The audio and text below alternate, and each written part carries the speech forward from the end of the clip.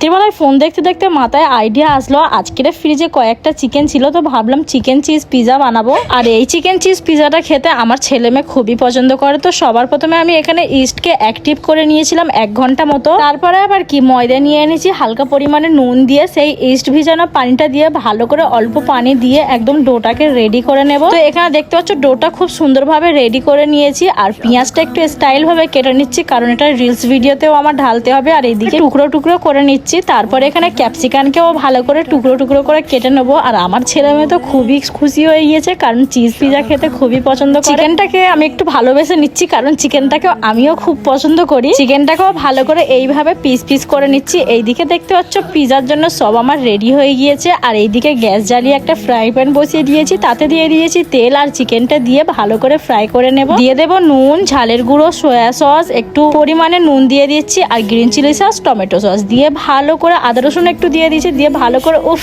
কি দারুণ ছেড়েছে। আমার রিয়াকশন দেখে তোমরা ভালোভাবেই বুঝে গিয়েছো। আর এইদিকে ময়দার ডোটা একদম রেডি হয়ে গিয়েছে। তো চিকেনটাকে সরিয়ে এইদিকে বসিয়ে দিচ্ছি কড়া, তাতে দিয়ে দেবো নুন, তোমরা চাইলে বালিও দিতে পারো। আর এইদিকে ময়দার ডোটা ভালো করে আরেকটু ভাবে ছেনে নিয়ে এইভাবে পিস করে আমি 2টো পিজা করে নেব। ডোটা একদম রেডি। তো আমি এখানে হালকা পরিমাণে বেলে নিচ্ছি, বেশি বেলবো না, কারণ এই প্লেটে দিয়ে আমি বেলে নেবো।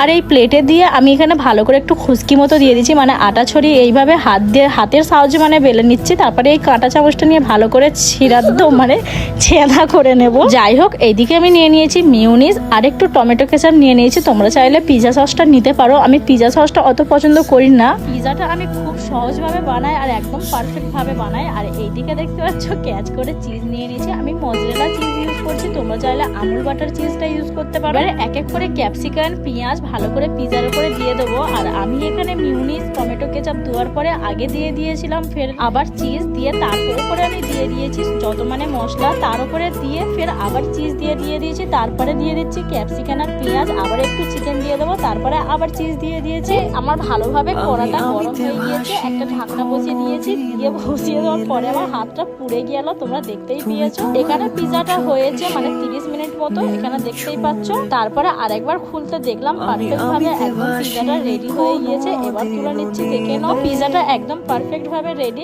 অনেকই গরম, তাই কাপড় দিয়ে ধরে আছি, ছুরির সাহায্যে এইভাবে নিচে থেকে কেটে নিয়েছি। তো পিজা দেখতে পাচ্ছ একদম কিভাবে রেডি হলো। একটু ওপর থেকে অরিগানো, চিলি ফ্লেক্স দিয়ে দিচ্ছি, দিয়ে এইভাবে ছুরির সাহায্যে কেটে নেবো। তোমরা চাইলে পিজা মেশিন দিয়েও কাটতে পারো। পিজাটা বানানোর সময় আমার হাতটা কিন্তু অনেকটাই পুড়ে গিয়েছিল, তার কারণে হাতটা একটু জ্বালা জ্বালা করছে। তো দেখতে পাচ্ছ কতটা চিজি চিজি হয়েছে, আর একটু মানে লেয়ারটা ভারী হয়েছিল, তার কারণে শুধু পড়ে যাচ্ছে। আর আমার মুখটা পুড়ে গিয়েছে খেতে গিয়ে। আর এদিকে ছেলে মেয়ে নিয়ে নিয়েছে, আমার ছেলে উপরের লেয়ার কোনোদিন